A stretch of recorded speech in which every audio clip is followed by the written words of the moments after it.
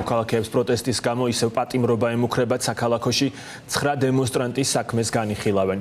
რეჟიმი მათ ტროტუარზე დგომას და გზის გადაკეტვას ედავება. პატიმრობა, ჯარიმა თუ სიტყვიერი გაფრთხილება მოსამართლეს შეუძლია ეს მექანიზმები გამოიყენოს ანტიკონსტიტუციური კანონის შესაბამისად.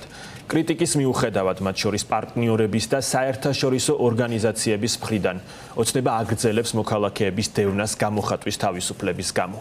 დია ბაძაღუა უერთდება ფორმულას ეთერს საქალაქოდან ამ განხილვების დეტალებით. თბილისის საქალაქო სასამართლოში ამ წუთებში იწყება ეგრეთ წოდებული ტროტუარის საქმეზე ორი პროცესი ერთმანეთის პარალელურად. მოქალაქეები გიორგი ჩაჩანიძე და ნათია ჭელიძე სამართლდებიან ტროტუარზე დგომის გამო. ისინი ელიან, რომ მათ პატიმრობას შეუფარდებენ, თუმცა ამაზე გადაწყვეტილება მოგვიანებით გახდება ცნობილი მას შემდგომ, რაც დასრულდება უკვე პროცესი, თუმცა მტკიცებულებათა ნაწილში პრაქტიკა არის თითქმის ყოველთვის ერთნაირი, რომ შინაგან საქმეთა სამინისტროს მოაქვს 112-ის ვიდეო ჩანაწერები, სადაც ჩანს თუ როგორ დგანან მოქალაქეები მშვიდობიანად ტროტუარზე, თუმცა არ მოჰყავთ მოწმეები. ასეთია ხშირ შემთხვევაში პრაქტიკა, მაგალითად ის ადამიანები, რომლებიც დაადასტურებენ და იტყვიან, რომ შეეშალათ ხელი და შეფერხდნენ გადაადგილების დროს. ასე მოხდა დღეს კიდევ ერთი პროცესის შემთხვევაში, ცოტა ხნის წინ გამოაცხადა მოსამართლე დავით მაკარაძემ გადაწყვეტილება ეკა კოპტანაშვილის საქმეზე. ის სამართალდამრღვევად ცნოდა, მას სიტყვიერი შენიშვნა გამოუცხადა. განცხადებაც ჰქონდათ შეტანილი ჩვენს აქციის წევრებს, რომ ტროტუარზე დგომის უფლება ჰქონოდა.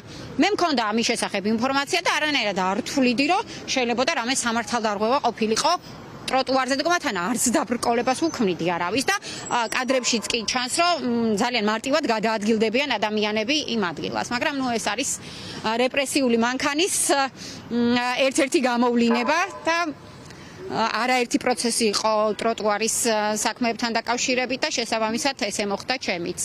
პროტესტი არ გაჩერდება მიუხედავად ამისა, როგორი პროცესიც არ უნდა ჩაგვინიშნონ და როგორც სამართალდამრღვევებათაც არ უნდა გვცნონ და რუსთაველზეც და სხვა ლოკაციებზეც გაგრძელდება აუცილებლად პროტესტი. ვიდეო მასალა, რომელიც წარმოადგენს ერთადერთ რამეს ადასტურებს, რომ ადამიანი დგას, ხან ტელეფონზე საუბრობს, ხან მეგობრებს ესაუბრება.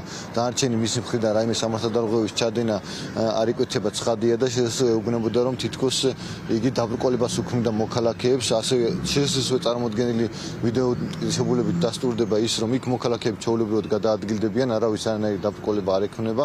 ამიტომ მოსამართლის გადაწყვეტილება, რომლითაც გაამტყუნა ეკა კოპტანაშვილი, არის სრულიად უკანონო, არაკონსტიტუციური და არის უბრალოდ რეპრესიების ნაწილი, რომელსაც ხელისუფლება აწარმოებს პატრიოტი ადამიანების წინააღმდეგ. უშუალოდ შაბათის მარში იყო 31 იანვარს, როდესაც დამაჯარიმეს და მოლოდინი მაქვს, რომ აუცილებლად იქნება პატიმრობა, იმიტომ რომ ითვალისწინებს უშუალოდ ეს მეათე ნაწილი 174-ის მეათე და მეხუთე და ფიქრობ, რომ ეს გადაწყვეტილება უკვე მიღებულია და უბრალოდ სასამართლო ეხა გამოაცხადებს. არავის ამათი არ ეშინია, არც ბევრი წლით ციხეში წასვლის მათ შორის და ის ბიჭებმა დაამტკიცეს და გოგუებმაც და მით უმეტეს 4 და 5 და 10 სასაცილო დღის.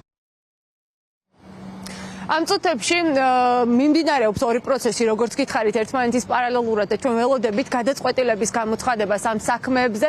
როგორც მოისმინეთ, მოქალაქეები თვლიან, რომ ეს არის აქციის მონაწილეების დაშინებისა და პროტესტის ჩახშობის მცდელობა. გარდა ამისა, დღეს ტროტუარისა და გზის გადაკეტვის საქმეებზე კიდევ 6 პროცესია ჩანიშნული.